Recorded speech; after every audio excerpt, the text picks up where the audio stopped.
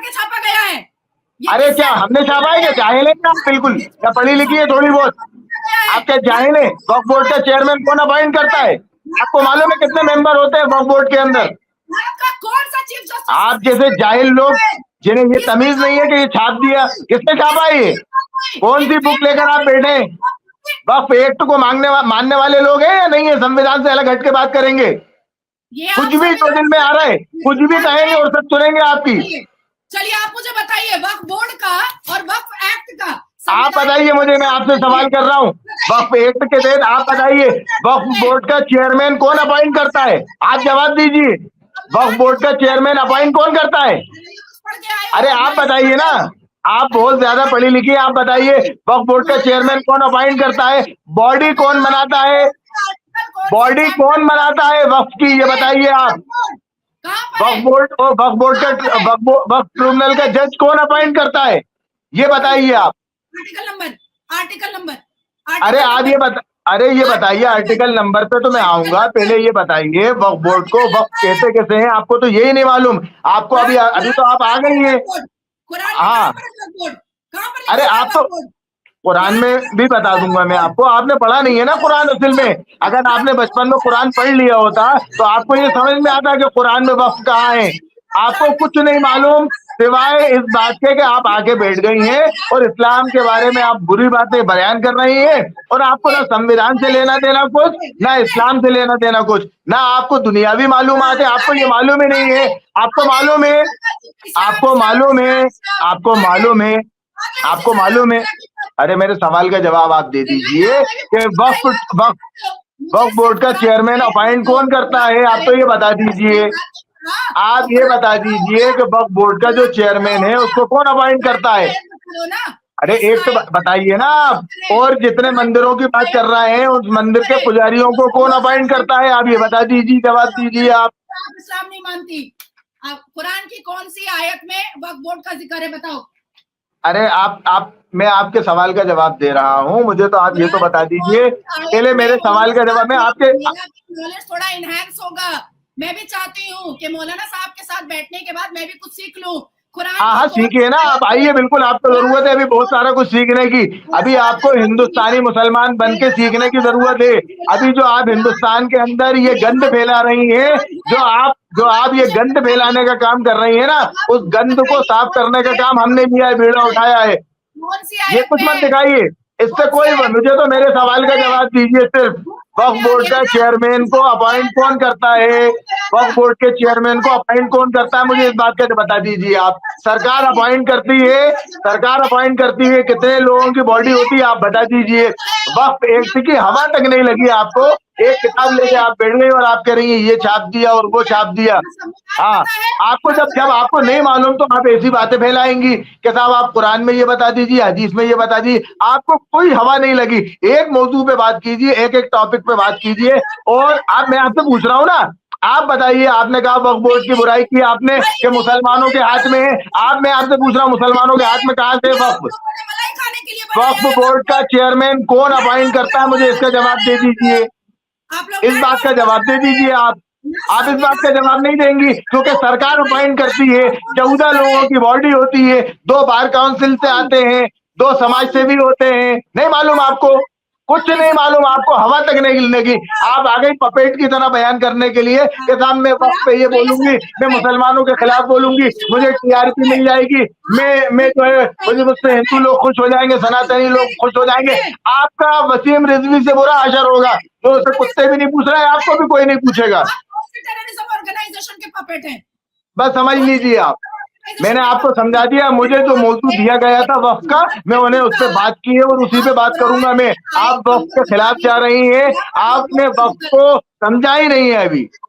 आप तो मुझे एक सवाल का जवाब दे दीजिए। आप आराम से चाय पीजिए, चाय पीने आई हैं आप मुझे एक सवाल का जवाब दे दीजिए कि वक्फ बोर्ड का चेयरमैन कौन अपॉइंट करता है? आप क्यों नहीं बताएंगी? परेशानी ये है ना, असल में आपको कुछ मालूम नहीं है, इसलिए आप नहीं बताएंगी। तुम मौलाना हो के नहीं बता पाया भाई?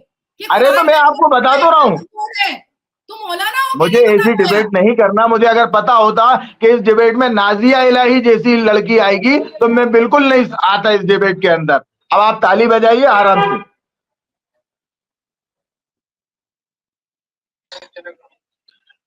नाजिया जी, लगता है कि आपकी बात जो है वो थोड़ी सी नागवार गुजर गई उनको, और वो बीच डिबेट से चले गए। नहीं, मैंने शायद जवाब नहीं था कि संविधान में वो आर्टिकल बता दीजिए जहां पर वक्फ बोर्ड का जिक्र है। वो बोले नहीं बताएंगे। मैंने कहा ठीक है, अल कुरान में बता दीजिए आयत नंबर जहां पर वक्फ बोर्ड का जिक्र है, क्योंकि ना ही हमारे संविधान में वक्फ बोर्ड का कोई भी आर्टिकल है और ना ही हमारे अल कुरान में। पूरे मुल्क में इस समय चर्चा चल रही है कि क्या सनातन बोर्ड मुस्लिम वक्फ बोर्ड की तरह बनना चाहिए या नहीं। कई जो कथावाचक हैं, चाहे वो देवकी नंदन ठाकुर जी हो, चाहे वो बाबा बागेश्वर हो, उन लोगों ने सनातन बोर्ड बनाने की मांग की है। सनातन बोर्ड बनाकर वो सभी मंदिरों को गवर्न करने की बात कर रहे हैं, और इसी मुद्दे पर हम बात करेंगे कि आखिर हमारे मुल्क में सनातन बोर्ड बनाने की जरूरत क्यों आन पड़ी, क्यों ये नौबत आन पड़ी कि सनातन बोर्ड अब बनाया जाए। क्योंकि जब मुस्लिम वक्फ बोर्ड बना था उसके बाद कभी भी, मुझे लगता है कि 50-60 सालों से कभी भी इसकी चर्चा नहीं सुनी, लेकिन अब ये चर्चा पुरजोर तरीके से की जा रही है। हमारे साथ दो खास मेहमान जुड़ेंगे, लेकिन हमारे साथ अभी सैयद अनस अली जी जुड़े हुए हैं। सैयद साहब, इंडिया डेली में आपका स्वागत है। सैयद साहब, ये बताइएगा कि मुल्क में हमारे सनातन बोर्ड बनाने की जरूरत क्यों आन पड़ी है। नाजिया भी हमारे साथ जुड़ गई है, नाजिया का भी तारुफ करा दो। नाजिया इलाही खान जी। नाजिया जी, अभी सैयद भाई भी जुड़े हुए हैं। मैं पहला सवाल आप ही से ले लेता हूँ। नाजिया, ये बताइएगा कि सनातन वक्फ बोर्ड बनाने की जरूरत क्यों आन पड़ी। नहीं, बिल्कुल जरूरत आन पड़ी है, बहुत पहले हो जाना चाहिए था। मुझे तो लगता है कि बहुत देर से ये आवाज उठी है। आखिरकार चर्च जो है वो उनके लोग चला रहे हैं, गुरुद्वारा उनके लोग चला रहे हैं, मस्जिद मुसलमान चला रहे हैं, और फिर इस्लाम से जुड़ी हुई सारी जितनी भी चीजें हैं, वक्फ बोर्ड बोलिए, all India Muslim personal law board बोलिए, हलाल सर्टिफिकेशन वाला जो बिजनेस है वो सारे मुसलमान उसको रन कर रहे हैं। तो आकर हलाल सर्टिफिकेशन वाला बिजनेस मतलब हलाल सर्टिफिकेशन वाला तो बिजनेस ही है ना, और है क्या, और तो कुछ नहीं है। तो बिजनेस है, उससे तो पैसे आ रहे हैं, अरबों खरबों रुपए आ रहे हैं। तो उसी तरीके से सनातनियों के लिए भी सनातन बोर्ड बनना चाहिए, बिल्कुल बनना चाहिए। अब देखिए, मैं आपको थोड़ा सा उदाहरण दे देती हूँ। तमिलनाडु में 4,78,000 एकड़ जो है जमीन जो है वो मंदिर की। अब इसको कौन देख रहा है? इसको देख रहा है सरकार। क्यों देखेगा भाई? अब वक्फ बोर्ड की प्रॉपर्टी को क्या सरकार देख रहा है? नहीं देख रहा है। 2017 में वक्फ बोर्ड स्कैम बस्ट हुआ था ना, पता चला कि मुतवल्ली जो वो वक्फ बोर्ड की संपत्ति को अपनी बेटी को जहेज में दे रहा है, अपने बेटे को विदेश यात्रा में भेज रहा है। वक्फ बोर्ड की लाखों संपत्तियों पर टेनेंट लगाया गया है, उससे लाखों लाख रुपए, करोड़ों रुपए उससे रेंट उठाए जा रहे हैं। लेकिन यहाँ पर देखिए आप, कितनी बड़ी पार्शियलिटी है सनातनियों के साथ कि प्रसाद से लेकर के, दान दक्षिणा से लेकर के, चढ़ावा से लेकर के, जमीन तक सरकार के हाथ में क्यों रहेगी भाई? आप मंदिर का चढ़ावा, मंदिर का दान दक्षिणा, सरकार उसका हिसाब किताब कैलकुलेशन करेगी, और वक्फ बोर्ड, हलाल सर्टिफिकेशन, ये सारी चीजें क्यों सिर्फ एक सेपरेट मजहब वाले उसको हैंडल करेंगे? दिस इज नॉट पॉसिबल ना। ये पार्शियलिटी। आप एक अभी जिक्र कर रही थी कि वक्फ बोर्ड की जो संपत्तियां हैं या वक्फ बोर्ड के जो पैसे हैं उनका क्या मिसयूज भी होता है? ऑब्वियसली होता है। 7 केसेस तो मैं खुद देख रही हूँ। हमारे कलकत्ता हाई कोर्ट में मुसलमान लड़कियों ने वक्फ बोर्ड के खिलाफ में पिटिशन दायर करके रखा हुआ है। ये जो मुतवल्ली होते हैं, पहले अब्बा जान मजार पे बैठते हैं, फिर अब्बा मर जाते हैं तो बेटा मजार पे बैठ जाता है। एक तो सबसे पहले कि हमारे अल कुरान में के हिसाब से मजार परस्ती ही गुनाह है। ये तो मजार परस्ती होनी ही नहीं चाहिए। जो अल कुरान के मानने वाले हैं, जो अल्लाह तबारक तआला के फॉलोअर हैं, जो messenger of God prophet Muhammad के फॉलोअर है, वो तो मजार मानेंगे ही नहीं। चलो फिर भी कारोबार के लिए अगर मजार चल रहा है, क्योंकि करोड़ों ऐसे लोग हैं जो वहां पर मुजाबिर बन करके अपनी आमदनी चला रहे हैं, टैक्स भी नहीं देना पड़ता है। तो ये जो वक्फ बोर्ड है, ये तो कई संपत्तियों को रेंट पे लगाया हुआ है। आप देखिए, यहाँ पर पश्चिम बंगाल में टिप्पू सुल्तान मस्जिद है, वो वक्फ बोर्ड की प्रॉपर्टी है। उसके नीचे तकरीबन 10,000 से ऊपर वहां पर दुकानें हैं, और उस दुकान से किसी से 50,000, किसी से 35,000, किसी से 42,000 रुपए कर रेंट उठाया जाता है। अब चलिए, आपने दे भी दिया रेंट पर, तो उससे मुसलमानों का क्या भला हो रहा है? मुसलमानों का तो कोई भला नहीं हो रहा है। लेकिन पटना में देखिए, एक हनुमान मंदिर है। पटना के राजेंद्र नगर में एक हनुमान मंदिर है, जिससे 3 कैंसर हॉस्पिटल चल रहा है, 2 गुरुकुल चल रहा है, 7 स्कूलें चल रही हैं। तो इससे तो फायदा हो रहा है ना। इससे तो सैयद अनस भाई से इसका जवाब ले लेते हैं कि क्या सैयद अनस भाई, जो आरोप लग रहा है यहाँ पर मुस्लिम वक्फ बोर्ड पे कि मिसयूज हो रहा है पैसे का, या फिर जो प्रॉपर्टी है उसका भी मिसयूज हो रहा है। इन आरोपों को लेकर कितनी सच्चाई है इन आरोपों में? और दूसरी बात ये बताइएगा कि क्या वक्फ बोर्ड के पास जो अनलिमिटेड पावर आई है, जो संशोधन किया गया समय समय पे कानून में, क्या उस ये एक बड़ी वजह है कि सनातन बोर्ड जो बनाने की मांग जो है वो पुरजोर तरीके से उठाई जा रही है? बिस्मिल्लाहिर्रहमानिर्रहीम। देखिए, जिस तरीके से आपने ये कहा कि वक्फ बोर्ड के ऊपर जो एलिगेशन लग रहे हैं, मैं बिल्कुल मानता हूं कि वक्फ बोर्ड के ऊपर जो एलिगेशन लग रहे हैं वो बिल्कुल सही है। मगर आपने वहीं ये कहा कि आपके ऊपर, तो मेरा कोई वक्फ बोर्ड से ताल्लुक नहीं है। उसकी वजह ये है कि वक्फ बोर्ड जितने भी हैं सारे स्टेट गवर्नमेंट देखती है, स्टेट गवर्नमेंट के अंडर में आते हैं वक्फ बोर्ड, और वो सारे के सारे शासन के अधीन आते हैं, अल्पसंख्यक विभाग के अधीन आते हैं। क्या आप नहीं मानते इस बात को? आप नहीं सादिया जी, आप जवाब दीजिएगा। आप मना कर रही हैं, आप नहीं मानती इस बात को? जवाब दीजिएगा। देखिए आशीष जी, मेरे हाथ में स्टेट गवर्नमेंट के अंडर नहीं आती। बोलने दीजिए ना, जब आपने सवाल किया है तो जवाब देने दीजिए। नहीं, आपने इनकार किया ना, मैं उस पर कह रहा हूँ। आपने जो रिएक्ट किया, मैं उस पर पूछ रहा हूँ। मैं वक्फ बोर्ड से रिलेटेड केसेस देख रही हूँ, तो मुझे नहीं, वक्फ बोर्ड से रिलेटेड आप केस देख रहे हैं। आपने इस बात पे मना किया कि स्टेट गवर्नमेंट के अधीन नहीं आती, राज्य सरकार के अधीन नहीं आती। नहीं, मैं ऐसे डिबेट नहीं करूंगा, मैं ऐसे नहीं कर पाऊंगा साहब। नहीं, मैं ऐसे नहीं कर पाऊंगा। आपने कहा, आप हर बात का इनकार कर रही हैं, आप हर बात का इनकार कर रही हो, आप एलिगेशन लगा रही हैं वक्फ बोर्ड पे। ठीक है, मैं मान रहा हूँ, मगर आप ये कह रही हैं स्टेट गवर्नमेंट के अधीन नहीं आती।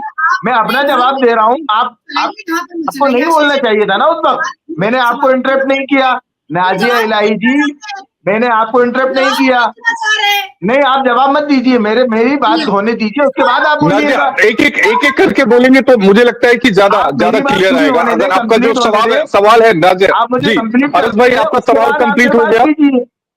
अनस भाई का सवाल कंप्लीट हो जाएगा। नाजिया जी आप जवाब दीजिएगा। आप प्लीज सारे मौलाना भाई आप अपनी बात को रखिए। अनस भाई आप अपनी बात को रखिए, साजिया जी नाजिया जी जवाब देंगे। मैं यही कह रहा हूं कि वक्फ बोर्ड जो है वो राज्य सरकार के अधीन आता है, अल्पसंख्यक विभाग के अल्पसंख्यक विभाग के अधीन काम करता है। तो ये तो सरकार को चाहिए कि साहब उसमें जो कमियां हैं जो हो रही हैं, जो करप्शन हो रहा है, जो नाजायज कब्जे हो रहे हैं, उसके खिलाफ आवाज उठानी चाहिए। एक बात। दूसरी बात यह है कि सनातन बोर्ड की जहां तक ताल्लुक है, कि सनातन बोर्ड में इस बात पे रोज अव्वल से कह रहा हूं, जिस दिन से सनातन बोर्ड की मांग उठ रही है, मैं उस दिन से कह रहा हूं कि सनातन बोर्ड बनना चाहिए। उसकी वजह यह है, सनातन बोर्ड को और वक्फ बोर्ड को जोड़ने की जरूरत नहीं है, क्योंकि सनातन बोर्ड जो है वो अलग अंदाज में बनेगा। वक्फ बोर्ड जो है, जो प्रॉपर्टीज वक्फ की गई है उसके लिए वक्फ बना है, उसको जोड़ने की बिल्कुल कतई जरूरत नहीं है। और सनातन बोर्ड की आवश्यकता इसलिए जरूरी है क्योंकि आजकल जो अभी तक जो मंदिर हैं, उनके जो ट्रस्ट हैं, उनके जो ट्रस्टी हैं, उनके पास कोई हिसाब किताब नहीं है। जब सनातन बोर्ड बनेगा तो वो सही तरीके से काम करेंगे और सनातन बोर्ड उसमें पूरा हस्तक्षेप करेगा और उसकी एक बॉडी होगी। तो क्या फिर सवाल ये कह देना या फिर किसी भी धार्मिक इमारत को या फिर पुरातात्विक इमारत को ये क्लेम कर देना कि ये वक्फ की संपत्ति है, तो वो सनातन बोर्ड भी क्या इसी तरह की पावर दी जाएगी क्या कि वो क्लेम कर दे? मैं आपको एक उदाहरण बताता हूं। 120 एएसआई की ऐसी प्रॉपर्टी है जिस पर मुस्लिम वक्फ बोर्ड ने क्लेम करके रखा हुआ है, जो मामला अलग अलग कोर्ट में विचाराधीन है। एक मैं आपको और उदाहरण बताऊंगा, वो है ताजमहल का। ताजमहल को वक्फ बोर्ड ने अपनी प्रॉपर्टी क्लेम किया, वक्फ ट्रिब्यूनल ने उसे माना, मामला सुप्रीम कोर्ट आ गया और सुप्रीम कोर्ट ने नाराजगी जताते हुए कहा कि ये किस तरह का क्लेम है, किस तरह की याचिकाएं आती हैं, और उस क्लेम को पूरी तरह से कोर्ट ने खारिज कर दिया। तो क्या चाहते हैं कि मुल्क में अलग अलग जो धर्मों के जो बोर्ड बने उनको इतनी ही अनलिमिटेड पावर दे दी जाए कि नहीं ये वाली ए वाली मेरी, बी वाली भी मेरी, सी वाली भी मेरी, ऐसा कुछ हो जाए क्या? मुझसे आप कह रहे हैं? हाँ, आप ही से कह रहा हूँ, सवाल आप ही से था। हाँ, मुझसे मैंने आपसे कह दिया ना कि ये वक्फ बोर्ड के लिए एक वक्फ ट्रिब्यूनल बना हुआ है। वक्फ ट्रिब्यूनल के लिए जो जज अपॉइंट होता है वो हाई कोर्ट अपॉइंट करता है ना। तो अगर कोई बात, अगर प्रॉपर्टी का विवाद वहां जाता है, सुन तो लीजिए, अगर कोई प्रॉपर्टी का विवाद वहां पे जाता है तो उसके साक्ष्य देख के जो एविडेंस होते हैं उसके हिसाब से उस पर फैसला किया जाता है। मैं आपसे जब कह रहा हूं कि पूरी आजादी के साथ सनातन बोर्ड को इजाजत है, बिल्कुल बनाई जाए और सनातन बोर्ड बनाया जाए और उसका इनॉग्रेशन हो और मैं आके उसके साथ में खड़ा हूंगा। मैं तो बिल्कुल आवाज लगा के कह रहा हूं, मुझे खुशी होगी इस बात की कि अच्छा, सनातन ये बोर्ड बताइएगा सैयद भाई कि ये जो वक्फ बोर्ड में जो संशोधन सरकार ला रही है उससे कोई एतराज है क्या आपको? कुछ एतराजात हैं, कुछ एतराज नहीं है, जैसे? कुछ एतराज है उसके, उसमें ये एतराज है जैसे मिसाल के तौर पे कि मस्जिद है या कोई वक्फिया प्रॉपर्टी है, अगर उसका मुतवल्ली जो है वो अगर मुस्लिम नहीं होगा तो उस पर एतराज है, क्योंकि मुसलमानों की वक्फिया प्रॉपर्टी है तो मुसलमानों ने वक्फ की है। इसी तरीके से हम ये भी कह रहे हैं कि सनातन बोर्ड है, वहां मुसलमानों की कोई आवश्यकता नहीं है, वहां मुसलमान रहे, जहां हिंदू लेकिन भाई है अगर वहां वहां पे डीएम होता है तो क्या दिक्कत है? डीएम तो किसी भी तो धर्म कोई का दिक्कत होगा। नहीं है ना। अरे भाई तो फिर तो डीएम है ये ना, भी देखा जाएगा कि पुलिस वालों का भी तो धर्म फिर देखा जाने लगेगा कि कानून अगर इनको चलाना है या फिर किसी इलाके में किसी एक समुदाय विशेष के लोग ज्यादा है तो कहेंगे नहीं, यहाँ हिंदू नहीं होना चाहिए या यहाँ पर ये नहीं होना चाहिए। मैं आपसे ये कह रहा हूँ, मैं आपसे ये कह रहा हूँ, वक्फ बोर्ड चला ही सरकार रही है, वक्फ बोर्ड ही सरकार चलाई चला सरकार रही नहीं है, है। नाजिया जी, अब आप जवाब दीजिएगा। सरकार के अधीन वक्फ बोर्ड है। अब मैं जवाब दूं? जी नाजिया जी, आप बोलिए। बहुत बहुत शुक्रिया। अगर वक्फ बोर्ड सरकार चला रही होती तो अजमल साहब उठ करके कह देते कि पार्लियामेंट वक्फ बोर्ड का है। पश्चिम बंगाल में सिद्दीकुल्ला चौधरी खड़े होकर के कह देते कि राजभवन जो पश्चिम कोलकाता में है वो वक्फ बोर्ड का है, पूरा धर्मतल्ला वक्फ बोर्ड का है, इंडिया गेट वक्फ बोर्ड का है। ये कैसे हो सकता है अगर सरकार चला रही होती? अब मैं आपको दिखाना चाहती हूँ कि ये जो बुक है द वक्फ एक्ट 1995, सबसे पहला तो गड़बड़ घोटाला ये है कि इस एक्ट को कभी भी हमारे लॉ के स्टूडेंट को पढ़ाया ही नहीं जाता है, कभी नहीं, किसी के सिलेबस में नहीं होता है, ये इसको छुपा के रखा जाता है। और जैसे ही देखिए 370 कश्मीर से हटा, वैसे ही इन्होंने नया बुक छाप दिया the Waqf act 1995, 43 of 1995, the Jammu and Kashmir reorganisation act 2019। कितने बड़े चालबाज हैं ये लोग। पहले तो कह रहे थे 370 मानेंगे नहीं, लेकिन वहां पर भी अपना वक्फ का ठेकरा फोड़ने के लिए तुरंत बुक छाप दिया कि अब जम्मू एंड कश्मीर में भी वक्फ चलेगा।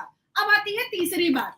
तीसरी बात में ये आ रहा है कि अभी मौलाना साहब कह रहे हैं कि सरकार चला रही है, तो उसके मैंने कई उदाहरण दे दिए हैं कि सरकार कहेगी कि वक्फ बोर्ड ले जाओ, राजभवन ले जाओ, इंडिया गेट ले जाओ, पार्लियामेंट ले जाओ, लोकतंत्र का मंदिर ले जाओ, राष्ट्रपति भवन ले जाओ, ये सरकार कह देगी। अब आता है वक्फ एक्ट 1995 सेक्शन 33 और 34, जिसमें ये साफ लिखा हुआ है, सब सेक्शन 5 में जाइए, साफ लिखा हुआ है कि मुतवल्ली जो होता है वो अपॉइंट किया जाता है मुस्लिम, और वही रिकवरी ऑफ मनी करता है, वही रिकवरी ऑफ प्रॉपर्टी करता है, वही रिकवरी ऑफ लैंड करता है, और वही सेक्शन 6 का और सेक्शन 4 का नोटिस भेजता है। अब आते हैं सेक्शन 3 पर, allows the board to claim land based without requiring any proof, any proof. अब आते हैं सेक्शन 85 में, section 85 of the act make the tribunal decision final, make the tribunal decision final, जिसमें जज इनका, मुतवल्ली इनका, वकील इनका, जजमेंट इनका, वो जो कोर्ट बना करके इन्होंने रखा है पैरेलल हमारे सर्वोच्च न्यायपालिका के जैसा, वो कोर्ट भी इनका। अब सेक्शन 40 में आते हैं, shift the burden of proof to the land owner. अब आशीष जी, जैसे आपकी जमीन पर सेक्शन 4 का या सेक्शन 6 का एक नोटिस वक्फ बोर्ड ने भेज दिया, तो ये आपकी जिम्मेदारी हो जाएगी कि आप साबित कीजिए कि ये आपकी प्रॉपर्टी है, क्योंकि वक्फ बोर्ड कोई प्रूफ नहीं देगा। अब इनके यहाँ वक्फ बोर्ड ट्रिब्यूनल में एक ब्लूप्रिंट होता है, बहुत बड़ा सा ब्लूप्रिंट होता है, जिसमें ये दिखाते हैं कि मुगल कहाँ से घोड़ा लेके गया और हाथी लेकर के गया। आप सोचिए कि कितना बड़ा घपला और कितना बड़ा लैंड माफिया चल रहा है। और जिन्ना और ब्रिटिश ने मिल करके जिस हिसाब से वक्फ बोर्ड को बनवाया ये मुसलमानों के वेलफेयर के लिए, तो फिर ये छाती क्यों पीटते हैं कि मुसलमान बहुत बेचारा है, मुसलमान शिक्षित नहीं हो पा रहा है। सच्चर कमीशन की रिपोर्ट है, आप 2013 की उठाइए, सच्चर कमीशन की रिपोर्ट 2024 की उठाइए, हम दलित के पीछे है शिक्षा में। अब आप सोचिए कि वक्फ बोर्ड ट्रिब्यूनल में साबित आपको करना है कि आपकी जमीन है, और अगर आप चले जाते हैं न्यायपालिका हमारे संवैधानिक तरीके से, तो वो खड़ा होकर के कहता है, यास्मीन के केस में साफ हुआ कलकत्ता हाई कोर्ट में वो खड़ा होकर के कहता है वक्फ बोर्ड वाला, यहाँ क्यों आए हैं, हम यहाँ कोई जवाब ही नहीं देंगे, आप ट्रिब्यूनल आइए। तब फिर कोर्ट को वो बोलना पड़ता है कि उनका फंडामेंटल राइट है, उनका लीगल राइट है, आपके ट्रिब्यूनल में वो प्रूफ क्यों देंगी अपनी संपत्ति का, आप प्रूफ दीजिए कि आपने इसको वक्फ बोर्ड का कैसे साबित कर दिया। अब सोचिए कि तमिलनाडु वगैरह में 1500 साल की वक्फ बोर्ड को बनवाया ये मुसलमानों के वेलफेयर के लिए, तो फिर ये छाती क्यों पीटते हैं कि मुसलमान बहुत बेचारा है, मुसलमान शिक्षित नहीं हो पा रहा है। सच्चर कमीशन की रिपोर्ट है, आप 2013 की उठाइए, सच्चर कमीशन की रिपोर्ट 2024 की उठाइए, हम दलित के पीछे है शिक्षा में। अब आप सोचिए कि वक्फ बोर्ड ट्रिब्यूनल में साबित आपको करना है कि आपकी जमीन है, और अगर आप चले जाते हैं न्यायपालिका हमारे संवैधानिक तरीके से, तो वो खड़ा होकर के कहता है, यास्मीन के केस में साफ हुआ कलकत्ता हाई कोर्ट में, वो खड़ा होकर के कहता है वक्फ बोर्ड वाला, यहाँ क्यों आए हैं, हम यहाँ कोई जवाब ही नहीं देंगे, आप ट्रिब्यूनल आइए। तब फिर कोर्ट को वो बोलना पड़ता है कि उनका फंडामेंटल राइट है, उनका लीगल राइट है, आपके ट्रिब्यूनल में वो प्रूफ क्यों देंगी अपनी संपत्ति का, आप प्रूफ दीजिए कि आपने इसको वक्फ बोर्ड का कैसे साबित कर दिया। अब सोचिए कि तमिलनाडु वगैरह में 1500 साल की मंदिर को, इस्लाम है 1450 साल का, ये कहते हैं 1500 साल की मंदिर इनकी है, कैसे भैया, कौन ला गया 1500 साल पहले औरंगजेब। सैयद अनस साहब, आप इसका जवाब दीजिएगा। जी सवाल कीजिए, सवाल बहुत सारे कर लिए उन्होंने, जवाब दीजिएगा भाई, वो हवाबाजी में जवाब नहीं चाहिए मुझे, सेक्शन। हाँ क्या जवाब चाहिए आपको, हाँ क्या जवाब चाहिए आपको, क्या चाहिए? 1995 वक्फ एक्ट का सेक्शन के हिसाब से जवाब दीजिएगा। अब आप सुन लीजिए, आप जवाब सुन लीजिए। ये जो बुक दिखा रही है, ये ना आपके घर में छपी है ना मेरे घर में छपी है, नाजिया इलाही, ये वक्फ एक्ट, अगर आप वक्फ एक्ट को नहीं मान रही हैं तो आप संविधान को नहीं मान रही हैं। आप वक्फ एक्ट को, आप सुन लीजिए, आपने अभी कहा कि ये साहब इन्होंने छाप लिया, कि मेरे घर में छपी है वो बुक। अब्बा का जागीर है या अम्मा का जहेज है, तो संविधान से परे हट करके कोई भी बुक छाप दिया जाएगा। किसने छापी ये बुक, बुक किसने छापी आप बताइए? क्यों मानेगा सनातनी, क्यों मानेगा? अब सनातन बोर्ड भी बनेगा और आपकी संपत्ति जामा मस्जिद को बोला जाएगा कि अरे आप जाइए, जाके आरती उतारिए, सनातन बोर्ड बनिए। आप जैसे जाहिलों के साथ डिबेट करना मेरा मकसद नहीं है। ये किससे अनुमति लेकर के छापा गया है? अरे क्या हमने छापा है? क्या जाहिल है आप? बिल्कुल, क्या पढ़ी लिखी है थोड़ी बहुत? आप क्या जाहिल है? वक्फ बोर्ड का चेयरमैन कौन अपॉइंट करता है? आपको मालूम है कितने मेंबर होते हैं वक्फ बोर्ड के अंदर? कौन सा चीफ जस्टिस? आप जैसे जाहिल लोग जिन्हें ये तमीज नहीं है कि ये छाप दिया, किसने छापा है? कौन सी बुक लेकर आप बैठे? वक्फ एक्ट को मानने वाले लोग हैं या नहीं है? संविधान से अलग हट के बात करेंगे, कुछ भी तो दिल में आ रहा है, कुछ भी कहेंगे और सब सुनेंगे आपकी। चलिए आप मुझे बताइए, वक्फ बोर्ड का और वक्फ एक्ट का आप बताइए मुझे, मैं आपसे सवाल कर रहा हूँ। वक्फ एक्ट के तहत आप बताइए, वक्फ बोर्ड का चेयरमैन कौन अपॉइंट करता है? आप जवाब दीजिए, वक्फ बोर्ड का चेयरमैन अपॉइंट कौन करता है? अरे आप बताइए ना, आप बहुत ज्यादा पढ़ी लिखी, आप बताइए वक्फ बोर्ड का चेयरमैन कौन अपॉइंट करता है? बॉडी कौन बनाता है? बॉडी कौन बनाता है वक्फ की, ये बताइए आप। वक्फ बोर्ड और वक्फ बोर्ड का वक्फ ट्रिब्यूनल का जज कौन अपॉइंट करता है, ये बताइए आप। Article number. अरे आप ये बताइए आर्टिकल नंबर पे तो मैं आऊंगा, पहले ये बताइए वक्फ बोर्ड को वक्फ कहते कैसे हैं? आपको तो यही नहीं मालूम, आपको अभी तो आप आ गई हैं। हाँ, अरे आप तो कुरान में भी बता दूंगा मैं आपको, आपने पढ़ा नहीं है ना कुरान असल में। अगर आपने बचपन में कुरान पढ़ लिया होता तो आपको ये समझ में आता कि कुरान में वक्फ कहाँ है। आपको कुछ नहीं मालूम सिवाय इस बात के कि आप आके बैठ गई हैं और इस्लाम के बारे में आप बुरी बातें बयान कर रही हैं, और आपको ना संविधान से लेना देना कुछ, ना इस्लाम से लेना देना कुछ, ना आपको दुनियावी मालूमात है, आपको ये मालूम ही नहीं है। आपको मालूम है, आपको मालूम है, आपको मालूम है, आपको मालूम है।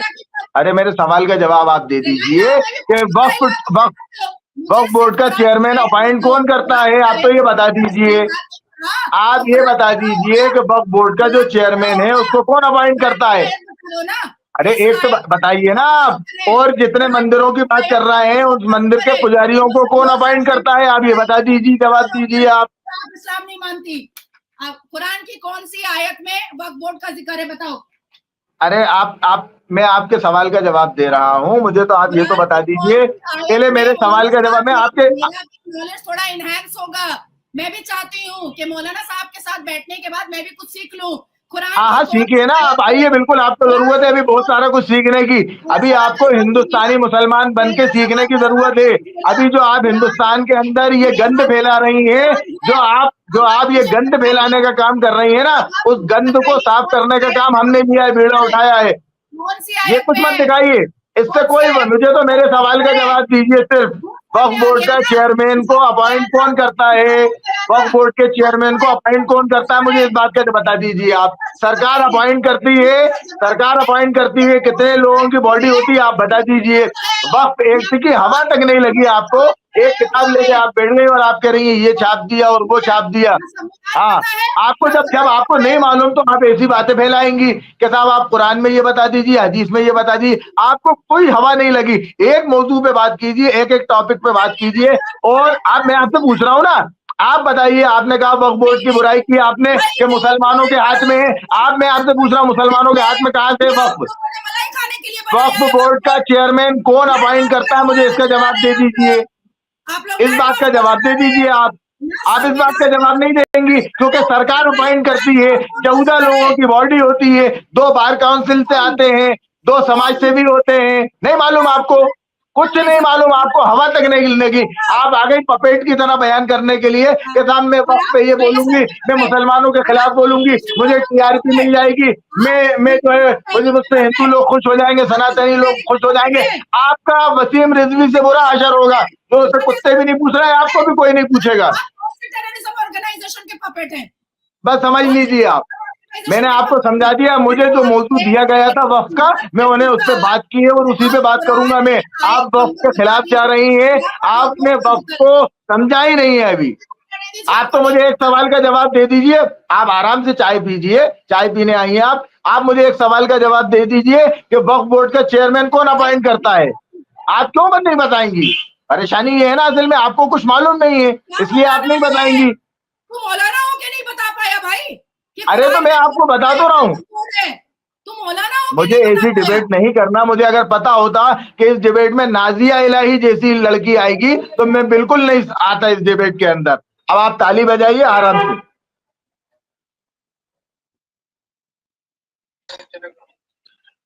नाजिया जी, लगता है कि आपकी बात जो है वो थोड़ी सी नागवार गुजर गई उनको और वो 20 डिबेट से चले गए।